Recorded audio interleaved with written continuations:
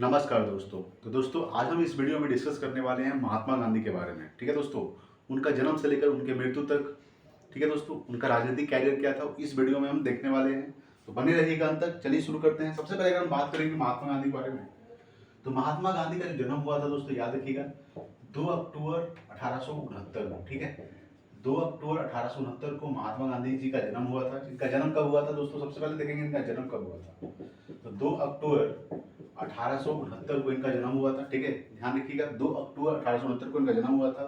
इसीलिए 2 अक्टूबर को कौन सा दिवस मनाया जाता है, तो अहिंसा दिवस मनाया जाता है। कौन सा दिवस, अहिंसा दिवस, याद रखिएगा। और अहिंसा दिवस तो मनाया जाता है, और गांधी जयंती। कौन सा दोस्तों, गांधी जयंती। ठीक है, याद रखिएगा। अगर हम बात करते हैं इनके माता का नाम क्या था, ठीक है, माता का नाम क्या था दोस्तों, इनके माता का नाम था पुतली बाई। ठीक है, पुतली बाई इनके माता का नाम था। ठीक है, इनके पिता का क्या नाम था, याद रखिएगा। इनके पिता का जो नाम था करमचंद गांधी। ठीक है, करमचंद गांधी। ठीक है, याद रखिएगा, करमचंद गांधी इनके पिता का नाम था। इनके माता का नाम पुतली बाई। इनके पत्नी का क्या नाम था दोस्तों, तो इनके पत्नी का जो नाम था, याद रखिएगा, कस्तूरबा गांधी था। क्या था, कस्तूरबा गांधी। ठीक है, आपको ध्यान रखना है। सबसे पहले अगर बात करेंगे तो इनका जो सबसे पहले ये 1893 को दक्षिण अफ्रीका गए थे। ये आपको ध्यान रखना है कि ये इनका जन्म हुआ था 2 अक्टूबर 1869 को। 2 अक्टूबर को अहिंसा दिवस मनाया जाता है, और 2 अक्टूबर को गांधी जयंती। इनके माता का नाम पुतली बाई, इनके पिता का नाम करमचंद गांधी, और इनके पत्नी का नाम क्या था, तो कस्तूरबा गांधी। ठीक है, अगर हम बात करेंगे तो ये 1893 को, याद रखिएगा, ये ज़्यादा इंपॉर्टेंट है कि 1893 को ये दक्षिण अफ्रीका गए थे। कहाँ गए थे, दक्षिण अफ्रीका गए थे, मुकदमे के लिए गए थे। अब्दुल्ला नामक व्यक्ति इनको बुलाया था। याद रखिएगा 1893 को कहाँ गए थे, दक्षिण अफ्रीका गए थे। ठीक है, याद रखिए कि दक्षिण अफ्रीका कब गए थे, 1893 को। ये वापस कब आए थे दक्षिण अफ्रीका से, तो ये वापस आए थे 9 जनवरी 1915 को। ठीक है, याद रखिएगा 9 जनवरी 1915 को वापस आए थे दक्षिण अफ्रीका से। वापस कहां से आए थे, तो दक्षिण अफ्रीका से वापस आए थे 9 जनवरी 1915 को। ठीक है, इसीलिए 9 जनवरी को क्या मनाया जाता है दोस्तों, तो प्रवासी भारतीय दिवस मनाया जाता है। याद रखिएगा, प्रवासी भारतीय दिवस। ये आपको ध्यान रखना है कि प्रवासी भारतीय दिवस कब मनाया जाता है, 9 जनवरी को प्रवासी भारतीय दिवस मनाया जाता है, क्योंकि 9 जनवरी 1915 को गांधी जी दक्षिण अफ्रीका से वापस आए थे।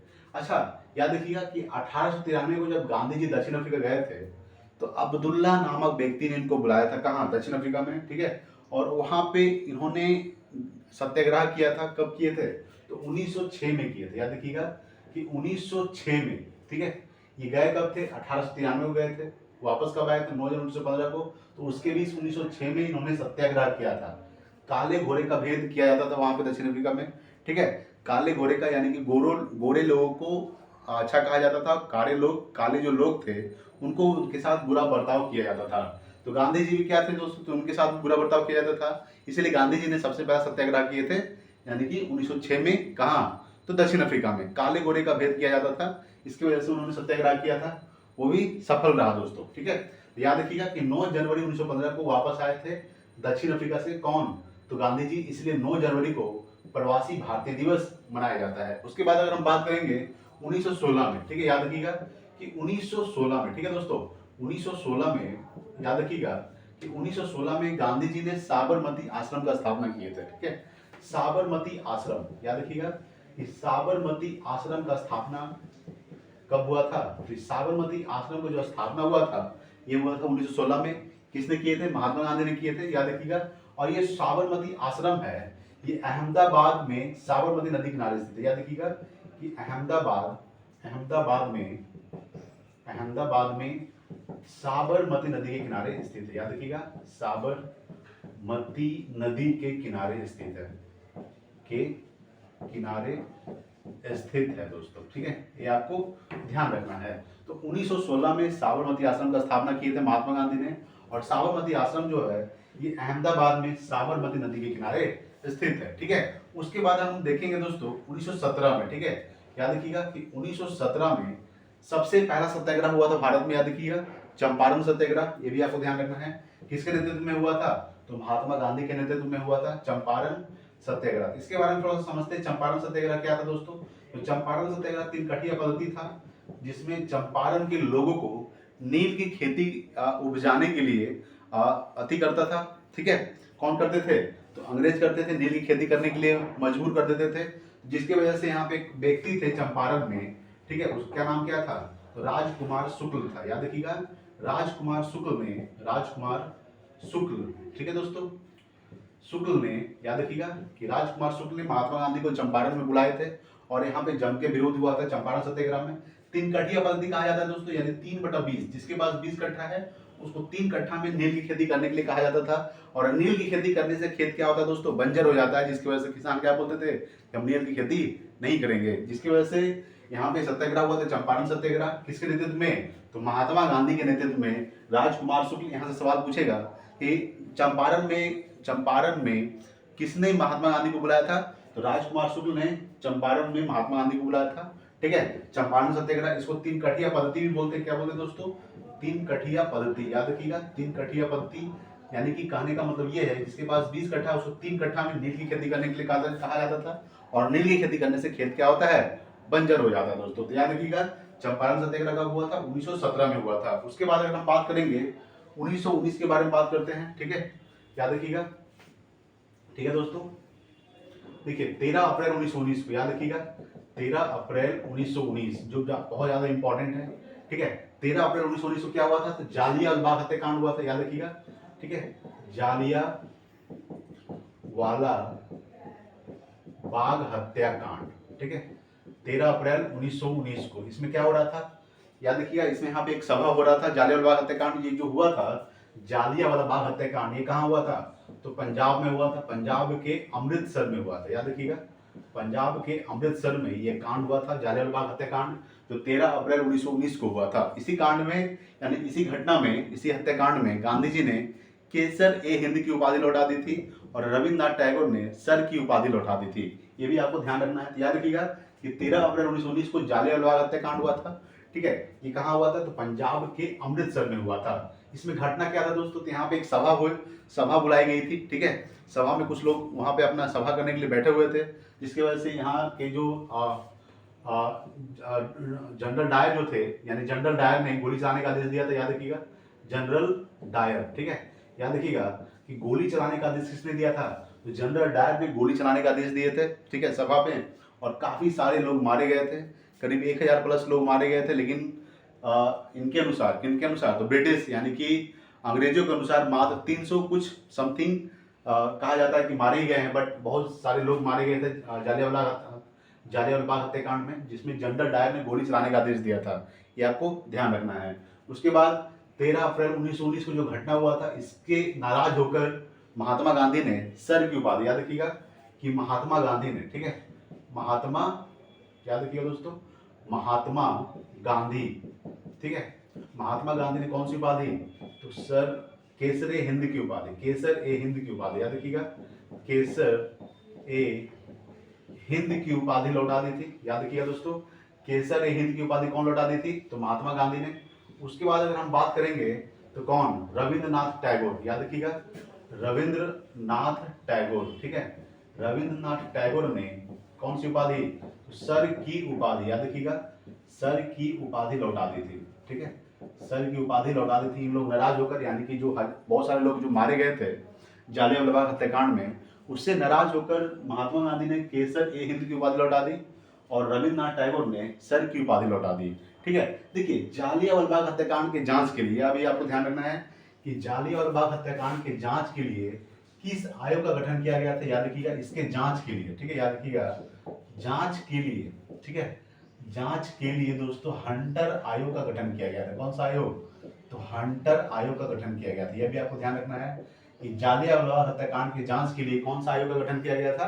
तो हंटर आयोग का गठन किया गया था। ये आपको ध्यान रखना है दोस्तों। ठीक है, उसके बाद अगर हम बात करते हैं तो महात्मा गांधी ने केसर ए हिंद की उपाधि और रविंद्रनाथ टैगोर ने सर की उपाधि लौटा दी थी। तो 13 अप्रैल 1919 को जालियांवाला बाग हत्याकांड हुआ था, जो कहाँ हुआ था? तो पंजाब के अमृतसर में हुआ था। फिर याद रखिएगा एक बात ये भी कि जनरल डायर को गोली किसने मारा था? तो जनरल डायर को 1940 में उधम सिंह ने गोली जाकर मारा था। ठीक है, तो उधम सिंह, याद रखिएगा दोस्तों कि उधम सिंह, ठीक है दोस्तों। उधम सिंह ने 1940 में लंदन जाकर गोली मारा था, लंदन जाकर, ठीक है दोस्तों, लंदन जाकर, यानी उधम सिंह ने 1940 में लंदन जाकर गोली मारा था, किसको?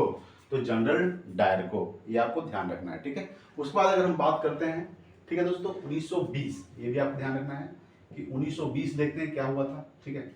1920 में याद रखिएगा दोस्तों, असहयोग आंदोलन शुरू हुआ था, ये आपको ध्यान रखना है कि असहयोग आंदोलन शुरू कब हुआ था? असहयोग आंदोलन, ठीक है दोस्तों। असहयोग आंदोलन जो शुरू हुआ था, 1920 में शुरू हुआ था। किसने स्टार्ट किया था? तो 1920 में महात्मा गांधी ने असहयोग आंदोलन शुरू किया था, आपको ध्यान रखना है। तो 1920 में असहयोग आंदोलन शुरू हुआ था और ये समाप्त कब हुआ था? 1922 को, याद रखिएगा। असहयोग आंदोलन 1922 को समाप्त हो गया था, ये आपको ध्यान रखना है। सबसे पहले अगर बात करेंगे कि महात्मा गांधी ने असहयोग आंदोलन को क्यों समाप्त कर दिया था, तो एक घटना हुआ था बीच में दोस्तों, याद रखिएगा, 5 फरवरी 1922, ठीक है। तो 5 फरवरी 1922 को एक घटना हुआ था जिसका नाम है चौरा चौरी कांड, याद रखिएगा। चौरा चौरी जो घटना हुआ था दोस्तों, चौरा चौरी जो घटना हुआ था, ये आपको ध्यान रखना है। ये कहाँ हुआ था? ये चौरा चौरी जो घटना हुआ था ये गोरखपुर में हुआ था, ठीक है। कहाँ हुआ था दोस्तों? गोरखपुर। ये कहाँ पड़ता है? उत्तर प्रदेश, ठीक है, ये आपको ध्यान रखना है। उत्तर प्रदेश में क्या हुआ था? ये गोरखपुर घटना, जो चौरा चौरी घटना हुआ था, ये गोरखपुर में हुआ था। देखिए इसमें घटना क्या हुआ था कि इसमें एक थाने में आग लगा दिया गया था, ठीक है दोस्तों, जनता के अनुसार, यानी जनता गुस्साए हुए थे और गुस्साए जनता ने क्या किया, यानी गोरखपुर में जो एक थाना था, ठीक है, थाने में ही आग लगा दिया। टोटल इसमें 22 पुलिसकर्मी, यानी कि टोटल कह सकते हैं 21 पुलिसकर्मी थे और एक थानेदार था, यानी टोटल 22 लोग मारे गए थे। कितने लोग मारे गए थे? तो 22 लोग मारे गए थे इस घटना में। कौन सी घटना में? तो चौरा चौरी घटना में, जिससे गांधी जी नाराज होकर, ठीक है, 11 फरवरी 1922 को, याद रखिएगा, 11 फरवरी 1922 को नाराज होकर महात्मा गांधी ने क्या किया? असहयोग आंदोलन को स्थगित कर दिया, यानी कि असहयोग आंदोलन को समाप्त कर दिया। ये आपको ध्यान रखना है कि असहयोग आंदोलन समाप्त क्यों हुआ? तो चौरा चौरी घटना के बाद जो 5 फरवरी 1922 को हुआ था, जिसमें 22 लोग मारे गए थे, उससे नाराज होकर महात्मा गांधी ने असहयोग आंदोलन को स्थगित कर दिया दोस्तों। ये आपको ध्यान रखना है, ठीक है। अगर हम बात करते हैं, ये तो हो गया दोस्तों असहयोग आंदोलन, चौरा चौरी घटना, ठीक है। उसके बाद अगर हम बात करेंगे, इधर देखिएगा थोड़ा सा, देखिए 1924 की घटना क्या हुआ था? तो 1924 में महात्मा गांधी ने एक अधिवेशन में भाग लिया था जिसका नाम है बेलगांव अधिवेशन, ये आपको ध्यान रखना है। तो बेलगांव अधिवेशन कब हुआ था? ये 1924 में हुआ था। तो बेलगांव अधिवेशन, ठीक है, ये आपको ध्यान रखना है। बेलगांव अधिवेशन में मात्र बेलगांव, ठीक है दोस्तों, बेलगांव अधिवेशन, ये आपको ध्यान रखना है। बेलगांव अधिवेशन में मात्र एक ही बार अध्यक्षता किए थे, तो महात्मा गांधी ने इसका अध्यक्षता किए थे, याद रखिएगा। अध्यक्षता किसने किया था दोस्तों? तो अध्यक्षता किए थे महात्मा गांधी, ठीक है, ये आपको ध्यान रखना है। मात्र एक ही अधिवेशन में भाग लिए थे महात्मा गांधी ने, 1924 का बेलगांव अधिवेशन। जो बेलगांव अधिवेशन हुआ था दोस्तों, ये कहाँ हुआ था? तो ये कर्नाटक में हुआ था। कहाँ हुआ था? कर्नाटक में हुआ था बेलगांव अधिवेशन, ये आपको ध्यान रखना है, ठीक है दोस्तों। तो ये था 1924 का बेलगांव अधिवेशन, कर्नाटक में हुआ था। अध्यक्षता किसने किया था? महात्मा गांधी ने किए थे। उसके बाद देखिए दोस्तों 1930 का, ठीक है, यहाँ पे देखते हैं, इसको हम थोड़ा सा मिटा देते हैं दोस्तों, ठीक है। देखिएगा ये आप समझ गए थे, यहाँ पे 2 अक्टूबर, इसको नोट भी करते चलिएगा, ठीक है। देखिए यहाँ पे मिटाते हैं इधर। देखिए दोस्तों अगर हम बात करते हैं कि फिर उसके बाद अगर बात करें 1924 के बाद, तो याद रखिएगा 6 अप्रैल 1930 को, याद रखिएगा दोस्तों 12 मार्च 1930 को, ठीक है, 12 मार्च 1930 को दांडी यात्रा शुरू हुआ। आपको पता है कि दांडी यात्रा शुरू कब हुआ था? तो 12 मार्च 1930 को, जिसमें महात्मा गांधी ने शुरू किए थे दांडी यात्रा, ठीक है। दांडी यात्रा समाप्त कब हुआ था? 6 अप्रैल 1930 को, याद रखिएगा 6 अप्रैल 1930 को दांडी यात्रा समाप्त हुआ था। दांडी यात्रा शुरू कब हुआ था दोस्तों? तो शुरू हुआ था 12 मार्च 1930 को दांडी यात्रा शुरू हुआ था, 6 अप्रैल 1930 को दांडी यात्रा समाप्त हुआ था। याद रखिएगा दांडी यात्रा समाप्त कब हुआ था, ये इंपॉर्टेंट है, शुरू हुआ था और समाप्त कब हुआ था, दोनों डेट आपको याद रखना है। समाप्त, याद रखिएगा समाप्त कब हुआ? तो ये हुआ था 6 अप्रैल 1930 को। एक चीज याद रखिएगा दोस्तों, ये जो चला था, ये जो दांडी यात्रा चला था, जिसमें नमक कानून का विरोध किया गया था महात्मा गांधी के द्वारा, ठीक है, इसमें टोटल कितने दिन तक ये चला था दोस्तों? ये टोटल 24 दिन तक चला था। याद रखिए ये जो यात्रा है ये टोटल 24 दिन तक यात्रा चला था। कितने लोगों के साथ चला था दोस्तों? यानी 78 लोगों के साथ, यानी 78 अनुयायियों के साथ शुरू किया गया था ये यात्रा। ठीक है, फिर बढ़ते बढ़ते काफी सारे लोग बढ़ गए थे, याद रखिएगा। उसके बाद अगर बात करते हैं 388 किलोमीटर चलकर, याद रखिएगा 388 किलोमीटर चलकर इस नमक कानून का विरोध किए थे महात्मा गांधी ने, जो 12 मार्च 1930 को दांडी यात्रा शुरू हुआ था, याद रखिएगा। उसके बाद 6 अप्रैल 1930 को दांडी यात्रा समाप्त हुआ था। ये याद रखिएगा, नमक कानून का विरोध करके इस यात्रा को समाप्त कर दिया गया था 6 अप्रैल 1930 को। टोटल 24 दिन तक चला था। कितने कितने लोगों के साथ शुरू किया गया था? 78 लोगों के साथ। कितना किलोमीटर चलकर इस कानून का विरोध किए थे? तो 388 किलोमीटर चलकर इस नमक कानून का तोड़े थे। ठीक है, ये आपको ध्यान रखना है। उसके बाद बात करेंगे दोस्तों 1931 में, याद रखिएगा। ठीक है, 1931 ये आपको ध्यान रखना है। 1931 क्या हुआ था? सबसे पहले तो बात करेंगे 1930, 1931 और 1932। तो सबसे पहले 30 में देखेंगे दोस्तों, प्रथम गोलमेज सम्मेलन हुआ था। आपको ध्यान रखना है कि प्रथम गोलमेज सम्मेलन कब हुआ था, याद रखिएगा, प्रथम गोलमेज सम्मेलन। ठीक है, उसके बाद बात करेंगे, ये आपको मिटा देते हैं यहाँ पे, 1924 का बेलगांव अधिवेशन कर्नाटक में हुआ था, जो जिसके अध्यक्षता किसने किए थे? महात्मा गांधी ने किए थे। यहाँ पे हम मिटा देते हैं। ठीक है, ये आपको ध्यान रखिएगा। देखिए, सबसे पहला प्रथम गोलमेज सम्मेलन कब हुआ था? 1930 में हुआ था। उसके बाद बात करेंगे 1931। ठीक है, याद रखिएगा 1931 का द्वितीय गोलमेज सम्मेलन। ठीक है, द्वितीय गोलमेज सम्मेलन। 1932 में क्या हुआ था दोस्तों? 1932 में हुआ था तृतीय गोलमेज सम्मेलन। ठीक है, कौन सा गोलमेज सम्मेलन? तो तृतीय। ठीक है, तृतीय गोलमेज सम्मेलन। तो एक चीज आपको ध्यान रखना है कि ये तीनों जो गोलमेज सम्मेलन हुआ था, प्रथम गोलमेज सम्मेलन, द्वितीय गोलमेज सम्मेलन और तृतीय गोलमेज सम्मेलन, ठीक है, तो तीनों गोलमेज सम्मेलन में किसने भाग लिया था? यहाँ सवाल पूछेगा कि तीनों गोलमेज सम्मेलन में डॉक्टर भीमराव अंबेडकर ने भाग लिए थे। ये आपको ध्यान रखना है कि तीनों गोलमेज सम्मेलन में किसने भाग लिया था? तो डॉक्टर भीमराव अंबेडकर ने तीनों गोलमेज सम्मेलन में भाग लिए थे। यहाँ से सवाल ये भी पूछेगा कि महात्मा गांधी ने कौन से सम्मेलन में भाग लिए थे? तो महात्मा गांधी ने द्वितीय सम्मेलन में भाग लिए थे। याद रखिएगा कि महात्मा गांधी, ठीक है, महात्मा गांधी ने द्वितीय गोलमेज सम्मेलन में भाग लिए थे। ये आपको ध्यान रखना है, इसीलिए इंपॉर्टेंट है कि प्रथम गोलमेज सम्मेलन 1930 में हुआ था, द्वितीय गोलमेज सम्मेलन 1931 और तृतीय हुआ था 1932। और तीनों गोलमेज सम्मेलन में डॉक्टर भीमराव अंबेडकर ने भाग लिए थे और द्वितीय गोलमेज सम्मेलन में महात्मा गांधी ने भाग लिए थे। ठीक है, ये आपको ध्यान रखना है दोस्तों। ठीक है, चलिए आगे देखते हैं। उसके बाद बात करेंगे 5 मार्च 1931। ठीक है, याद रखिएगा 5 मार्च 1931 को क्या हुआ था? तो याद रखिएगा दोस्तों, 5 मार्च 1931 को गांधी और इरविन के बीच समझौता हुआ था, यानी गांधी इरविन समझौता। ठीक है, याद रखिएगा कि गांधी इरविन समझौता। ठीक है, गांधी इरविन समझौता कब हुआ था दोस्तों? तो 5 मार्च 1931 को हुआ था। ये गांधी और इरविन के बीच समझौता हुआ था। 5 मार्च 1931 को गांधी और इरविन के बीच समझौता हुआ था। ठीक है, ये आपको ध्यान रखना है।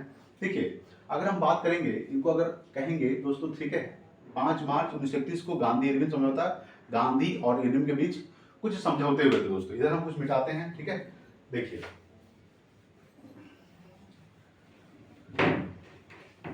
देखिए दोस्तों, अगर हम बात करेंगे 1931 हो गया, 1932 देखते हैं। ठीक है, 1932 में क्या हुआ था? 1932 आपको ध्यान रखना है कि 1932 में पूना पैक्ट हुआ था। क्या हुआ था? पूना पैक्ट। पूना पैक्ट हुआ था 1932 को। तो पूना पैक्ट किसके किसके बीच हुआ था?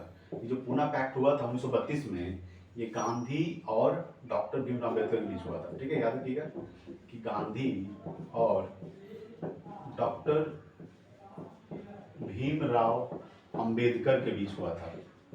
अंबेडकर के बीच हुआ था, ये आपको ध्यान रखना है कि गांधी और डॉक्टर भीमराव अंबेडकर के बीच हुआ था पूना पैक्ट 1932 में हुआ था। ये आपको ध्यान रखना है कि पूना पैक्ट कब हुआ था? 1932 में। किसके किसके बीच? तो गांधी और डॉक्टर भीमराव अंबेडकर के बीच। उसके बाद बात करेंगे दोस्तों, देखिए उसके बाद डायरेक्ट हम चलते हैं कब? 1942 में चलते हैं, भारत छोड़ो आंदोलन। ठीक है, 1942 में। ठीक है, कब? 8 अगस्त। ठीक है, याद रखिएगा 8 अगस्त 1942 को, ठीक है, प्रस्ताव पारित हो गया था। ठीक है, याद रखिएगा। उसके बाद मेन रूप से जो भारत छोड़ो आंदोलन है, 8 अगस्त 1942 को भारत छोड़ो आंदोलन, ठीक है, ये शुरू कब हुआ था? ये मेन रूप से हुआ था 9 अगस्त 1942 को। याद रखिएगा 9 अगस्त 1942 को। और इसी आंदोलन के दौरान, भारत छोड़ो आंदोलन के दौरान ही महात्मा गांधी ने एक नारा दिया था। कौन सा नारा दिया था? तो नारा दिए थे कौन सा? तो करो और मरो का नारा। ये जो भारत छोड़ो आंदोलन था, ये जो ब्रिटिश शासन जो थे उसके सत्ता को हिला दिया था दोस्तों। ये भारत छोड़ो आंदोलन काफ़ी ज़्यादा भयानक हुआ था। भारत छोड़ो आंदोलन जो महात्मा गांधी ने इसी भारत छोड़ो आंदोलन के दौरान करो और मरो का नारा दिए थे। करो और मरो का नारा दिए थे दोस्तों, डू एंड डाई, याद रखिएगा, डू एंड डाई का नारा दिए थे कौन? महात्मा गांधी ने करो और मरो का नारा दिए थे भारत छोड़ो आंदोलन के दौरान, जो 9 अगस्त 1942 को शुरू हुआ था। ये आपको ध्यान रखना है दोस्तों, ठीक है। ये जो मेन रूप से भारत छोड़ो आंदोलन जो हुआ था, ये कहाँ हुआ था दोस्तों? ये तो मुंबई में हुआ था, ये वार्धा में हुआ था। और वार्धा जो पड़ता है ये मुंबई में पड़ता है। कहाँ पड़ता है?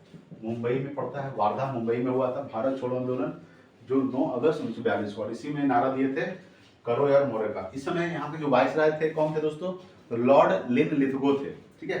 यानी इस समय जो वाइसराय थे, या आपसे सवाल पूछेगा इस समय वाइसराय कौन थे? तो लॉर्ड लिनलिथगो। कौन थे? लॉर्ड लिनलिथगो थे, ठीक है। ये आपको ध्यान रखना है, ठीक है। उसके बाद दोस्तों बात करते हैं, उसके बाद याद रखिएगा उसके बाद क्या हुआ। हमारा देश तो आज़ाद हो गया था 15 अगस्त 1947 को, ठीक है। 15 अगस्त 1947 को हमारा देश आज़ाद हुआ। उसके बाद महात्मा गांधी को याद रखिएगा कि 30 जनवरी 1948 को, याद रखिएगा 30 जनवरी 1948 को, ठीक है, नाथूराम गोडसे ने गोली मारा और इनकी मृत्यु हो गई, ठीक है। 30 जनवरी 1948 को मृत्यु हुई थी महात्मा गांधी की, याद रखिएगा, ठीक है। मृत्यु हो गई थी दोस्तों 30 जनवरी 1948 को महात्मा गांधी का। गोली किसने मारा था दोस्तों? तो नाथूराम गोडसे ने मारा था, याद रखिएगा, नाथूराम गोडसे। नाथूराम गोडसे ने महात्मा गांधी को छाती में 3 गोली मारा था और उनकी वहीं पे मृत्यु हो गई थी। और जब ये जब इनकी मृत्यु हो रही थी, ठीक है, मरने वक्त थे, तो इनको ने कुछ मुंह से निकला था। क्या निकला था? हे राम निकला था। क्या निकला था दोस्तों? तो हे राम का नारा भी किसने दिए थे? तो हे राम का नारा भी किनका है? तो महात्मा गांधी का है। करो और मरो का नारा भी किनका है? तो महात्मा गांधी का है दोस्तों। याद रखिएगा 2-3 सवाल और है। जैसे पूछेगा कि विंस्टन चर्चिल ने अर्धनग्न फकीर कहा था किनको? तो इनको कहा था महात्मा गांधी को। महात्मा गांधी को राष्ट्रपिता कहकर किसने संबोधित किया था?